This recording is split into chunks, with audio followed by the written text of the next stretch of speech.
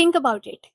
Have you ever had a completely normal conversation with someone, gone home, and 3 hours later your brain goes like, wait, why did I say that? Why did she make that face? Was that really awkward? Did I do something weird? If that has happened with you, this video is for you. Because in moments like this, your brain is replaying a conversation that other person has probably stopped thinking about 5 hours ago. And here is what I want you to know. Your brain is not necessarily replaying that conversation because something actually went wrong. Sometimes it's replaying that conversation because it cannot think or it cannot prove that everything went right. Think about the difference. It's not replaying the conversation because something went wrong, okay? But it's replaying the conversation because it cannot prove that everything went right. And that's a very different problem. Imagine this. You're talking to a coworker, normal conversation, you make a joke, they laugh, and you both leave. Nothing happens, right? And then you're having a dinner that night and your brain goes like, was that actually funny? Why did I say that? And now suddenly that laugh your brain remembers in a different way. Maybe it was a fake laugh. Maybe I interrupted them. Actually, did they become quieter after that? And within 10 minutes, now your brain has turned that a random boring Tuesday conversation into a full investigation. And the funny thing is, you absolutely have no evidence. Same conversation, same information, but somehow the story keeps getting worse because your brain is replaying that conversation. And actually, psychology has a term related to this. It's called post event processing. Basically, after any social interaction, we can repeatedly review what happened. Why did I say that? How did I look? What did they think of me? Or what should I have said instead? Reflection isn't bad in itself. Sometimes thinking about a conversation that happened already teaches you something.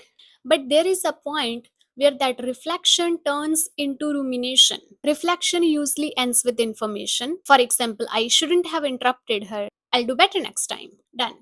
Instead, rumination keeps asking questions that you cannot even answer. For example, did she think I was annoying? Does she secretly dislike me? What if everyone thinks I talk too much? And there is no finish line. So your brain keeps running. But here is the question, that why does your brain waste so much energy doing things like this? So one possibility is that because your brain is so smart, it's trying to prevent having another uncomfortable moment like this in the future, because if it can figure out now what went wrong, you can do it differently next time. Sounds useful, right? Except there is one problem with this.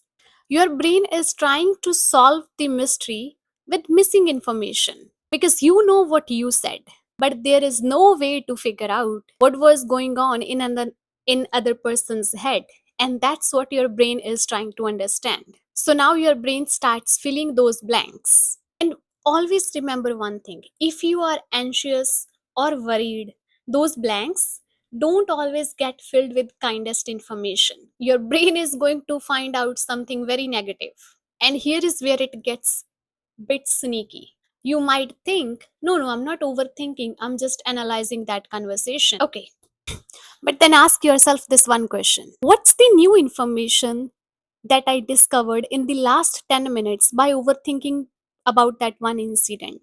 If the answer is nothing, if your brain couldn't find out any new information, then probably you are not trying to solve the conversation anymore. You are replaying it. And that one question alone, the question that is, what's the new information that I found in the last 20 minutes or 10 minutes? That one question alone can save you hours of overthinking tonight. So, next time your brain starts replaying a conversation, don't start arguing immediately with every single thought. Don't start fighting it, because it's very difficult to shut your brain when it's processing something or trying to solve an unsolved mystery. So, this is what you can do instead. I'm going to review that moment, not solve it, and that creates a little distance. Then ask, Is there actually something that I need to do? Maybe you genuinely hurt someone, and in that case, you can apologize. Or maybe you misunderstood someone and you can clarify it. But if there is no action, then another 45 minutes of thinking, overthinking, analyzing the same moment is not going to produce magically any certainty. Here is the another hack that you can try next time your brain starts overthinking. For example, you talked with someone for 5 minutes. That's a fact. Did she think I was annoying? That's your brain's guess. That's you don't have any confirmation what the other person was thinking. Or for example, if someone responded okay, it's a fact that they responded okay. But if you are thinking that okay meaning the other person was angry or upset with you, that's a guess so far until the other person confirms it on your face. Sometimes our brain takes tiny pieces of information from here and there. For example, how the other person reacted, what were their face expressions, and builds an entire Netflix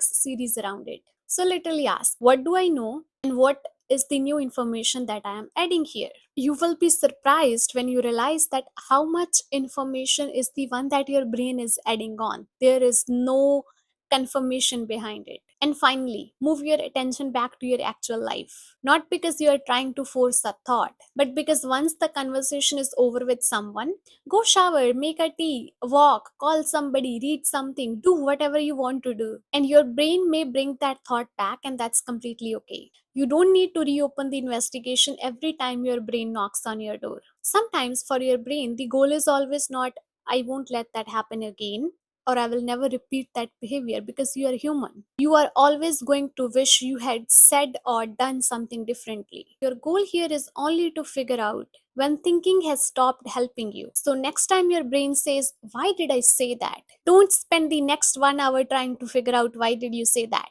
Instead, ask yourself, is there anything that I need to do about it right now? Or am I just trying to get certainty about what somebody thinks of me? If there is an action, for example, if you need to apologize, appreciate someone, send something, do that, finish that task. But if there isn't anything that you need to do right now, let that conversation end where it actually ended. It should not be playing for the next 5 6 hours inside your head. And if your brain also loves to play one okay 5 6 hours later, that conversation had happened, subscribe, because that's exactly what we talk about here: psychology through tiny moments that nobody teaches us how to handle.